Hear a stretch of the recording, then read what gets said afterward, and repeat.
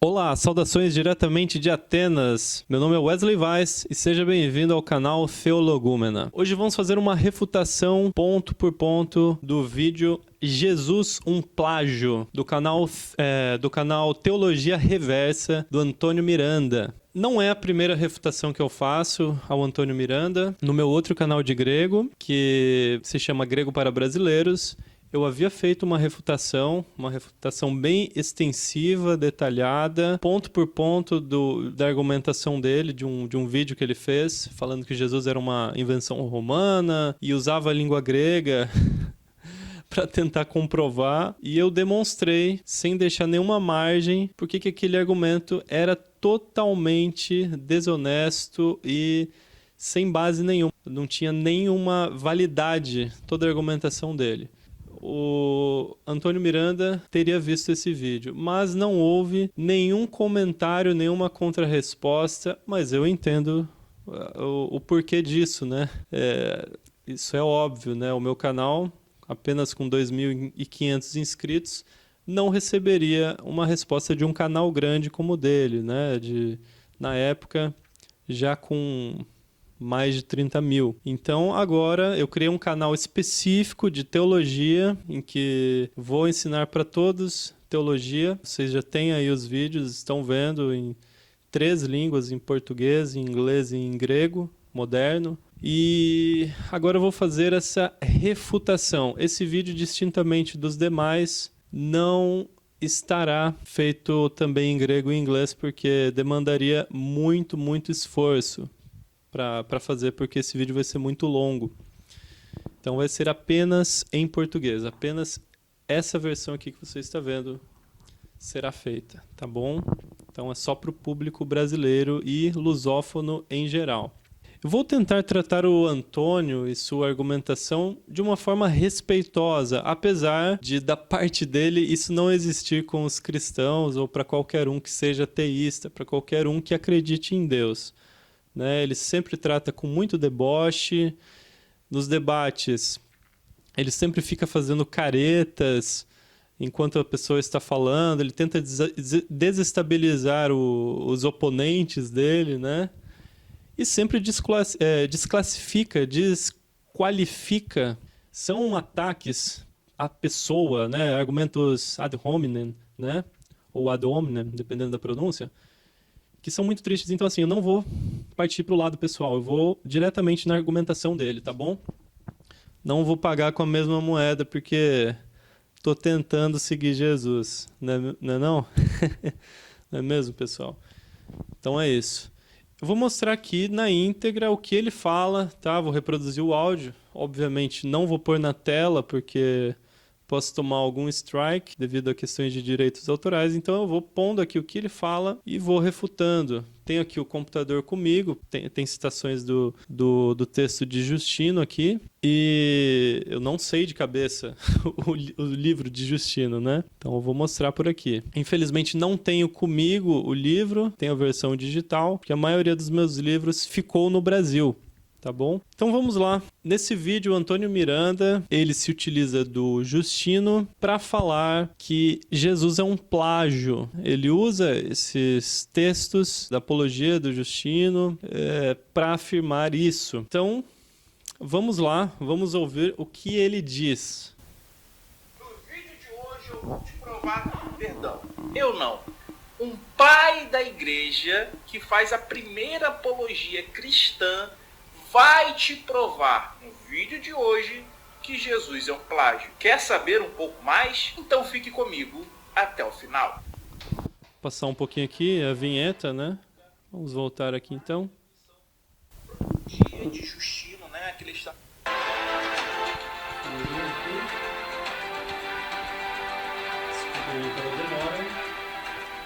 Vamos lá. Essa daqui é a apologia de Justino, né? Que ele estava escrevendo para o Senado romano, tá? Muita coisa aqui são diálogos fakes para... É interessante o desdém que ele dá ao Justino, né? Primeiro que ele não explica nada, né? Ele não explica o contexto.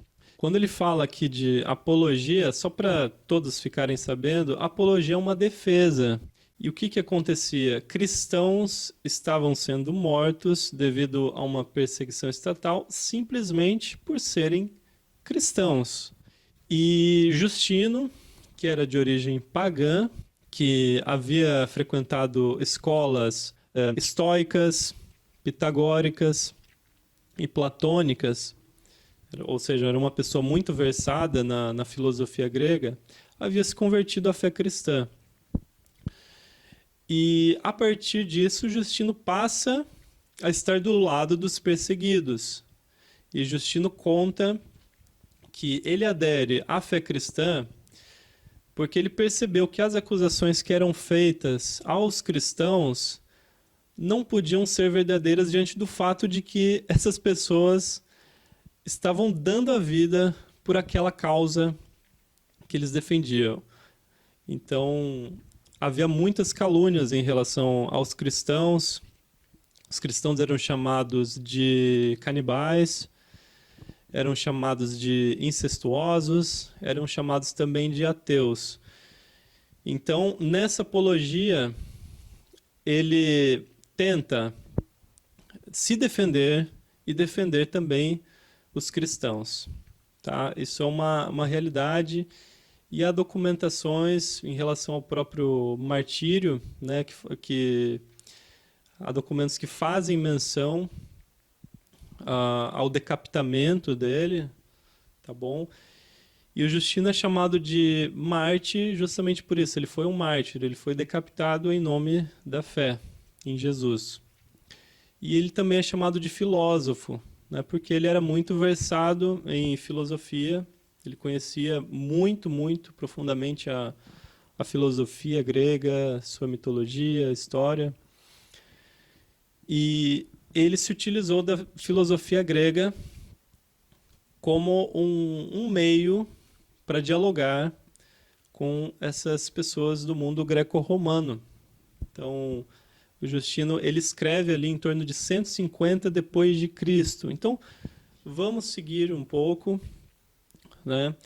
E vocês vão perceber que ele não dá nenhum detalhe sobre isso, nenhum detalhe. E ele fala do Justino mártir sem citar a diretriz básica que o Justino mártir segue, que é o spermatikos logos, que seria o logos, a palavra, a razão seminal, né? Justino mártir acreditava que todas as culturas, todas as filosofias do mundo tinham um pouco de uma centelha divina, tinham uma semente de Deus, tinha um fundo de verdade, mas essa verdade era parcial. E Jesus Cristo seria essa razão, esse logos, essa razão que rege todo o universo, revelada no mundo e ao mundo, né?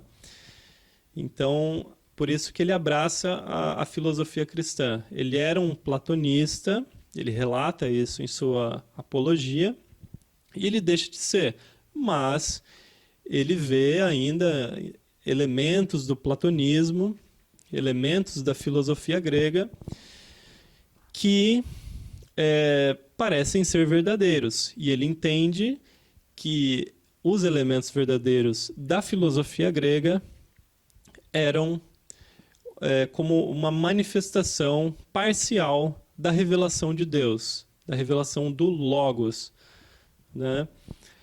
E isso é muito semelhante ao que Fílon de Alexandria fez no âmbito do judaísmo. Fílon de Alexandria, ali no primeiro século, ele vai e faz justamente essa mesma coisa que o Justino faz, né? O Fílon de Alexandria tenta harmonizar a filosofia grega com o judaísmo. Então, é mais ou menos parecido com o que, posteriormente, 150 anos depois, mais ou menos, o Justino iria fazer, né? E as obras dele são recheadas dessa ideia de spermatikos logos, tá bom? Mas vamos ouvir o Antônio. dizer, uma atribuição propagandística e também para poder subverter certos argumentos que deveriam estar circulando na época de Justino e a época em que os cristãos estavam compondo o seu mito. Um desses argumentos certamente era por qual motivo Jesus era extremamente parecido com os outros deuses, outros mitos que circundavam naquela época, tá? Então vamos ver o que Justino fala em relação a isso. Então, olha que interessante a forma como ele induz o espectador, né? Ele diz que Justino estava tentando explicar o porquê de Jesus, de o cristianismo ser tão parecido com as demais religiões, o que não é verdade. Justamente pelo contrário, o Justino estava ao contrário, né? O Justino estava falando que os cristãos estavam sendo desrespeitados, mortos, simplesmente devido ao fato de serem cristãos, enquanto, na verdade, o cristianismo tem elementos similares a qualquer outra religião, né? Então, assim, por que outras religiões que possuem, ou melhor, por que, por exemplo, pessoas que acreditam na mitologia grega não são desrespeitadas, não são perseguidas, não que ele quisesse, né? Inclusive, ele deixa claro que todos os cristãos queriam harmonia, queriam paz, e que os cristãos não queriam uma tomada de poder, né? Com aquela ideia de que o reino não é desse mundo, então não precisava de o império se preocupar, né? Então, essa era uma forma que o Justino fez para tentar justificar uma não perseguição aos cristãos. Então, era uma forma de se aliviar, né, de se salvar e salvar os demais. Então, ele induz o leitor a pensar isso, né, que Justino está querendo explicar o porquê de o cristianismo ser tão parecido. Mas vamos ouvir aqui a argumentação dele. E outra coisa que... Não, vamos direto aqui. Tá? Isso daqui é fundamental, galera, porque muitas pessoas se perguntam, né, como que a gente prova que Jesus é um plágio, né? Existem vários tipos de plágio. Existe o plágio em que você copia trecho da obra, né? Existe o plágio conceitual. Existem várias formas de se plagiar algo. Aí a gente fala, mas esse conceito de plágio não existia na época. Mas existe na nossa época. Hoje a gente pode retroagir esse conceito para aquele período, tá? E falar, olha, aqui se enquadraria num plágio, tá? Para nós hoje é um plágio, beleza? Então vamos lá. Na página 38 desse livro, tá? Justino ele vai começar a confessar quais são as inspirações para esse personagem chamado Jesus. Olha só, olha como ele induz novamente o espectador. Então ele fala que Justino queria explicar quais as inspirações para o personagem de Jesus. Isso não é uma informação que você vai encontrar no texto. Essa é uma forma que o Antônio Miranda usa para guiar o espectador ao objetivo que ele quer. Qual o objetivo que ele quer? Mostrar que Jesus é uma farsa, é só um plágio, né? Então, assim, meus parabéns, Antônio. A sua retórica é realmente muito boa. Você tem convencido muitas pessoas, as pessoas estão te aplaudindo. Parabéns por isso. Mas você é intelectualmente desonesto, tá bom? Que isso fique bem claro, né? Eu me lembro de uma frase do Agostinho nas Confissões, eu não me lembro ipsis literis, mas ele falava mais ou menos nesse sentido. A verdade, por mais que ela seja declarada de uma forma pobre, né, de uma forma fraca, retoricamente fraca, digamos assim, estou parafraseando, tá? Ela não deixa de ser verdade. E a mentira, por mais que ela seja pregoada de uma forma bonita, de uma forma muito elevada, ela não vai deixar de ser mentira. Então, assim, a retórica do Antônio, eu reconheço, é muito boa, o Antônio é muito inteligente, mas ela é eivada de muitos vícios. Eu vou demonstrar aqui, tá bom? Vou demonstrando. Dizemos que tudo foi ordenado e feito por Deus. Parecerá apenas que enunciamos um dogma de Platão. Vocês lembram que aqui no canal eu fiz uma live? Tá, né? Vamos prestar bastante atenção no que o Justino diz. Com o historiador Luiz, né? Vou deixar linkado aqui em cima para vocês, tá? Essa live que a gente fez, mostrando as semelhanças de Jesus, né? De Platão. Tem uma live só sobre isso.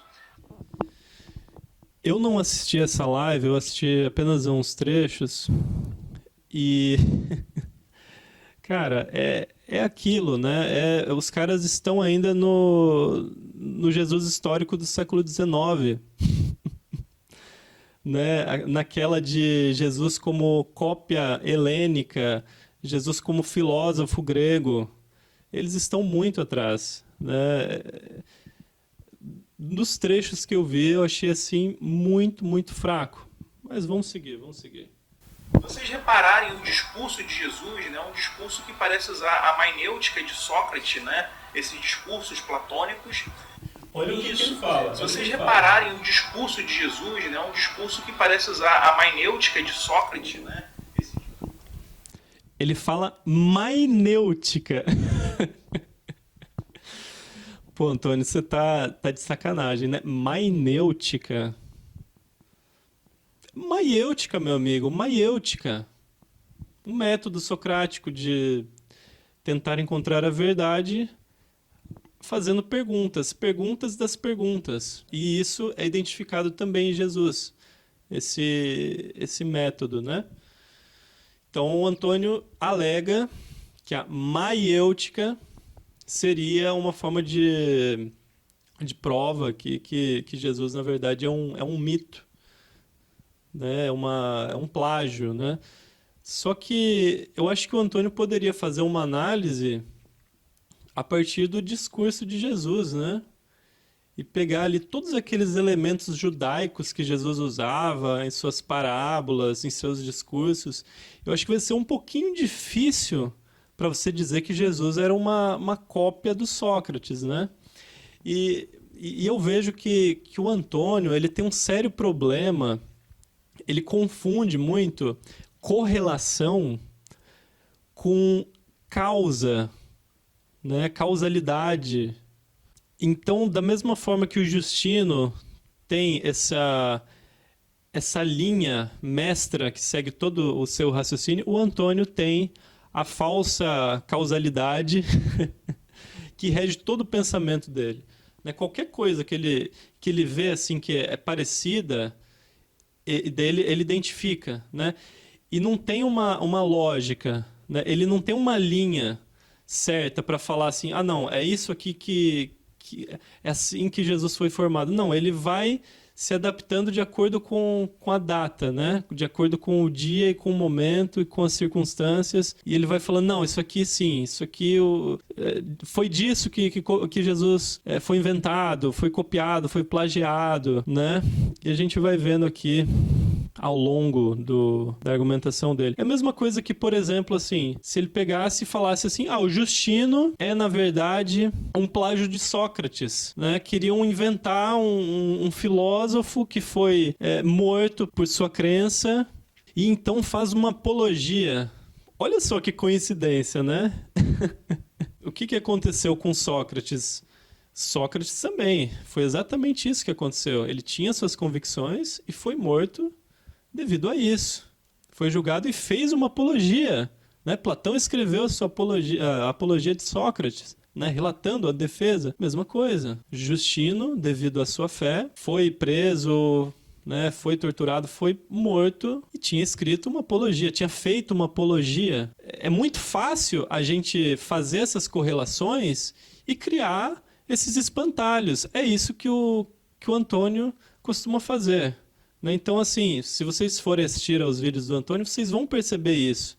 E uma coisa que eu não expliquei antes, eu tinha comentado que os cristãos eram acusados de canibalismo, de incesto, de ateísmo, né? De canibalismo porque Jesus diz, isso é o meu corpo, né? Então tem toda aquela questão eucarística do comer e tomai, né? Comer do meu corpo, o pão, no caso, né? Tomai desse cálice, o vinho, seria o sangue, né? Metaforicamente. Então isso, sob o ponto de vista de quem olhava de fora, era como se fosse um canibalismo. E a questão do incesto é porque os casais chamavam um ao outro de irmãos, né? Então você via pessoas casadas chamando um ao outro de irmão. E ateísmo porque não tinha imagens, não tinha esse tipo de coisa. Assim como no judaísmo, né? Então, vamos lá. A maiêutica de Sócrates, né? Esses discursos platônicos. E nós temos semelhanças também com as obras de Platão nos evangelhos. E como Nietzsche já dizia, o cristianismo é o platonismo para as massas. Então nós temos aqui um primeiro apologista cristão, né, das primeiras comunidades cristãs, confessando que o cristianismo é muito semelhante, né, ao platonismo. Então, muito provavelmente, por eles serem filósofos, eles terem contato com isso, eles estavam copiando as obras de Platão. É interessante, ele fala que o Justino confessa sobre essa questão, né? Estariam copiando as obras de Platão. Eles como filósofos, né? Aí vem uma questão histórica, uma questão de lógica. Cara, quem eram os evangelistas? Os evangelistas eram filósofos ou eram homens do povo? João era um filósofo ou era um homem do povo? Ou era um indouto, como aparece lá em Atos dos Apóstolos, né? Pedro e João como indoutos, como pessoas que não tinham uma formação. Marcos era um filósofo? Não. E pelo grego dele você vê que é um grego bem simples, né? Mas que foi o suficiente para escrever muito bem um evangelho, a partir das memórias de Pedro. Mateus era um filósofo? Não era também. Ele era um cobrador de impostos, né? Publicano. A gente já sabe. Lucas, esse tinha uma formação um pouco melhor, apesar de o evangelho dele ser um pouco tardio, né? Um pouco mais tardio do que, por exemplo, de Marcos, né? De Mateus. Então, já tinha ali toda a base da vida de Jesus escrita, né? Mas não era um filósofo, era um médico. Mas vamos ouvir o Antônio Miranda. Mas como eu sei que vocês não estão contentes com isso, eu vou deixar aqui só um trechinho, tá, da República, para vocês verem que tem sim, né, muita coisa daqui que foi colocada nos evangelhos, como por exemplo aqui, ó. Faço o melhor que posso. Agora, se eles são como acabo de os apresentar, julgo não ser difícil descrever o gênero de vida que os espera. Portanto, digamo-lo, e se esta linguagem for demasiado rude, lembra-te, Sócrates, que não sou eu quem fala, mas aqueles que situam a injustiça acima da justiça. Eles dirão que o justo, tá? Quem é o justo na Bíblia? Jesus, né? Tal como representei, será açoitado, torturado, acorrentado, terá os olhos queimados e que finalmente, tendo sofrido todos os males, será crucificado e saberá que não se deve querer ser justo, mas parecê-lo. Aqui tem dois grandes erros, né? Primeiro que ele desconsidera todo o contexto do que ele está falando ali de justo. Ele aplica ao cristianismo, sendo que é um texto anterior ao cristianismo, tipo, não tem nenhuma lógica, né? E esse termo justo aparece em tudo quanto é cultura, inclusive na grega. Aparece na cultura judaica, aparecia na literatura essênica, né? Se você olhar os manuscritos do Mar Morto, existia também essa ideia de o justo, né? Em toda a cultura aparece isso. Então não tem nada disso. E há um erro em relação à tradução que é usada aqui. Não tem nada de crucificar aqui. Tinha pausado aqui porque tinha dado limite de tempo. Não tem nada de crucificado aqui nesse texto. E é interessante, né? Eu havia falado que o Antônio, ele não segue uma lógica, né? E ele vai usando de acordo com que o contexto, né? De acordo com a situação, ele vai adaptando e vai falando, foi isso sobre Jesus, né? E ele não segue uma linha. Eu me lembro muito bem que o Antônio, numa das discussões sobre o Jesus histórico, falava que sequer existia crucificação no período romano, né? Embora recentemente foram encontradas evidências, né? Assim como antes falavam que Pôncio Pilatos era só um mito. Aí na década de 60 encontraram lá em Cesareia, né, provas arqueológicas. Né? É sempre assim, né? Os caras falam, é tudo mito, é tudo invenção. Aí vem a arqueologia e mostra quem que estava com a razão, né? E ele falava isso, não tem crucificação. Agora aqui, num texto do quarto século, ele vem apresentando uma tradução errônea, né? E eu vou explicar o porquê dessa tradução ser errônea, falando em crucificação, ser crucificado. Primeiro que crucificação só vem com o período romano. Então aqui, esse texto de Platão, República de Platão, Politia, na pronúncia moderna, ou Politeia, na pronúncia antiga, capítulo 2, né? Verso 362a. Né? Aqui, eu sei que o Antônio não se deu ao trabalho, mas no texto grego não tem nada do termo crucificar ou crucificação. Né? E por uma questão de lógica não teria mesmo, por uma questão de história. Né? Em se tratando de um texto de Platão, é anterior ao período romano. No período anterior ao romano não tinha crucificação. O que você tinha era, por exemplo, como um meio correspondente ao de crucificação, era o empalamento, correspondente em termos de crueldade na antiguidade, né? O empalamento era muito comum, por exemplo, no contexto persa. Então, era conhecido pelos gregos, né? Os gregos e os persas viviam ali em conflito, né? Os judeus também viviam em conflito com os persas, né? E quando a gente vai para o grego, a gente vê que definitivamente não tem o verbo crucificar.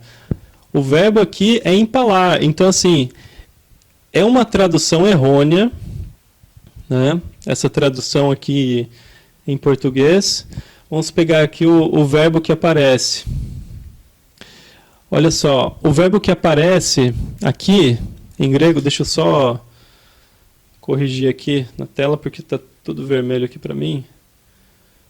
Deixa eu só corrigir aqui, dicionário, essa palavra.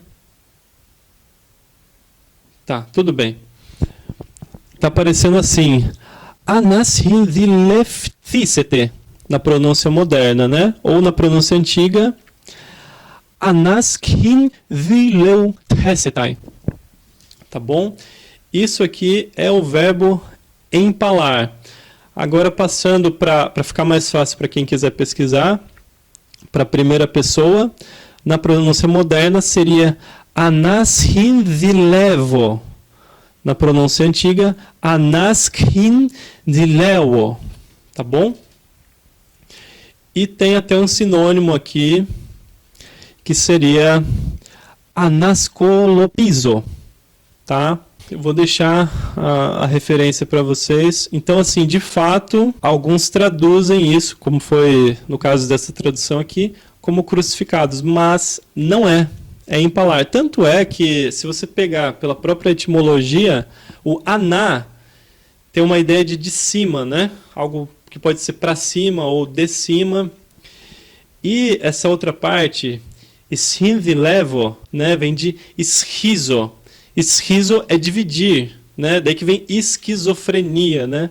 uma mente assim dividida, né? Dupla realidade e tal. Ou seja, tem ali algo que vem dividindo por cima, né? Que vai para cima. Esse é o empalamento, né? O empalamento era introduzido um pau, né? Uma madeira pontiaguda pelo ânus da pessoa e ia até o topo, né? Às vezes se pegava aqui, saía pela boca ou então saía pelas costas, né? Era muito terrível. Então, em termos de crueldade, era o equivalente à crucificação. Mas crucificação é uma tradução errada. Não é o termo crucificar. Crucificar, em grego moderno, é stavrono, né? E em grego antigo, stavrono, ou na pronúncia antiga, em grego antigo, stauro, tá bom? Então, só para deixar claro. Ou seja, ele, na argumentação aqui, ele está mostrando que a crucificação já era uma coisa prevista nos escritos platônicos, o que é uma farsa. Não tem nada a ver. Não tem absolutamente nada a ver. Então, o que acontece? Por exemplo, isso é muito perigoso. Se eu estivesse num debate agora, ou se outra pessoa estivesse num debate com o Antônio, e se ele soltasse isso aqui no meio do debate, e a pessoa vai procurar referência, né, e vai ver lá o texto, porque dá trabalho você dar uma pesquisada, né, você achar o texto original, né, porque você tem que ir lá. Eu, por exemplo, eu entrei no site que tem as obras gregas, e lá não tem a ferramenta, por exemplo, de você pesquisar por palavra, né? Você tem que ir por capítulos. Então, o que a gente tem que fazer? A gente tem que consultar de onde ele tirou em português, né? Achar ali o capítulo que se encontra, para daí depois a gente entrar no site que tem em grego, para a gente ver diretamente, por capítulos, tentando encontrar a correspondência. Ou seja, se ele solta uma dessas no debate contra alguém, ele vai sair por cima, vai sair como o campeão do debate, né? Só que ele vai sair por cima, vencendo o debate sem ter razão, sem estar falando a verdade. Então, assim, é uma tradução errada. Vamos seguir adiante. Justo, mas pareceu. Agora eu quero que você saiba que entre os primeiros achados cristãos, né, os textos cristãos, conhecidos como gnósticos, né, atribuído aos cristãos gnósticos, foram encontrados entre esses documentos, adivinhem só, não vou falar, eu vou deixar você ver na tela comigo. Galera, nós estamos aqui numa lista dos códices de Nag Hammadi, tá? Então nós vamos ter vários textos aqui dos primeiros cristãos, tá? São alguns deles conhecidos como cristãos gnósticos. E aí, meus amores, nós vamos encontrar aqui entre esses textos justamente a República de Platão. Nossa! E aí você vai negar que um texto grego estava sendo usado para compor os escritos sobre o personagem Jesus, tá? Então tá. Então você vê a lavagem cerebral, ou a poluição cerebral que ele faz, né? A forma como ele manipula toda a situação para chegar nisso aqui. Então, o que ele faz? Ele chega na descoberta dos manuscritos de Nag Hammadi e fala, olha só, ali tinha várias composições cristãs, gnósticas, né? E junto a essas composições gnósticas, cristãs gnósticas, tinha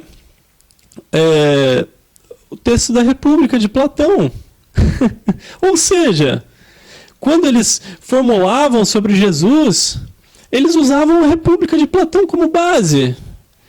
Ou seja, na mente de um leigo, de alguém que não tem uma formação teológica, por exemplo, que não tem conhecimento desses manuscritos, a pessoa vai ser induzida a pensar que as primeiras manifestações de textos cristãos se deram ali nesse contexto gnóstico, né? Como se os textos gnósticos fossem também referência de um cristianismo oficial, o que não é verdade. Nenhuma das duas coisas é verdadeira. Por quê? Os cristãos gnósticos eram cristãos que viviam à margem, eram cristãos esotéricos com S, tá? Eram seitas do cristianismo que tinha ali toda a questão de uma iniciação, eram seitas que se entendiam como portadoras de uma, ou melhor, recebedoras de uma verdade que os outros não tinham, né? Tinha todo um contexto ali e toda uma influência do platonismo. Se você estudar o platonismo, você vai ver que essa ideia de que a matéria é má é uma das diretrizes de mais importância para o platonismo. E para os cristãos gnósticos também. E essa onda gnóstica foi combatida desde o princípio da história da igreja.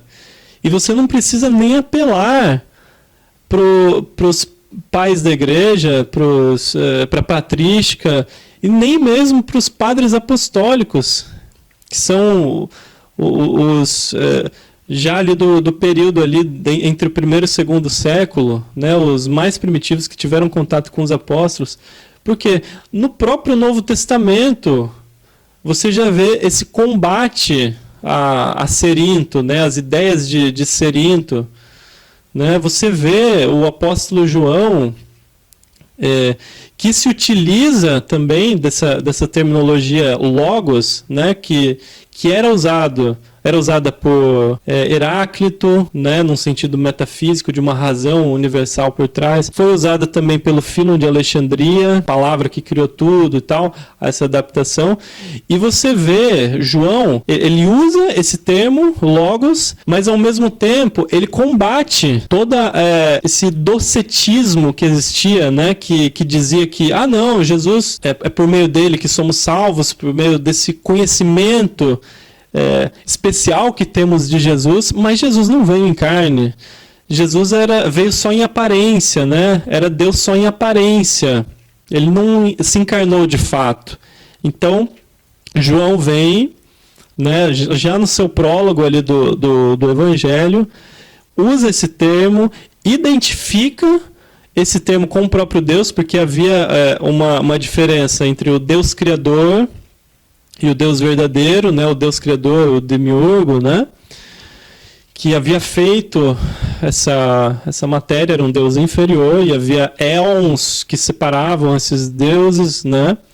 Então João vai e usa esse termo, identifica esse termo com o próprio Criador, com Deus e o Criador, palavra criadora, e ainda diz que esse Deus virou carne, né? Então, assim, havia todo um combate. Inclusive, nas epístolas joaninas você vai encontrar isso, sobre essas pessoas que negam a encarnação, né? E a crucificação, enfim, todo esse aspecto humano. E assim eram as seitas gnósticas. As seitas gnósticas tinham sim influências da filosofia grega, do platonismo, e inclusive esoterismos egípcios, né? Tem uma série de influências. Então, assim, o Antônio está querendo pôr especificidades do gnosticismo como se fosse o cristianismo oficial, quando na verdade não, era um movimento à margem do cristianismo, entende? Então, assim, é uma desonestidade intelectual tão grande que eu fico imaginando quem vê esse vídeo de fato vai achar, cara, o Antônio está destruindo, o Antônio está arrasando, o Antônio acabou com a fé cristã. Eu vi os comentários, eu vi todo mundo aplaudindo, 200 comentários lá, todo mundo falando bem, né? Falando, nossa, destruiu. Então, assim, são pessoas sem base, né? O Antônio vive tratando os cristãos, né, como um bando de idiotas, né? Como pessoas que não entendem, né, não sabem de nada, e ele usando um termo grego, é o xerolas, né? É o cara que sabe de tudo, enquanto os outros são os burros. E assim, me desculpa, Antônio, mas você parece que não tem nenhuma base filosófica, né? Você confundiu ali termos básicos da filosofia, né? Falando mainêutica em vez de maiêutica. Você confunde o gnosticismo com o cristianismo em si. Então, assim, eu não sei se é porque você não manja, né? De grego você também não manja nada, né? Você já mostrou, né? Naquele outro vídeo já demonstrei também que parece que você não entende nada.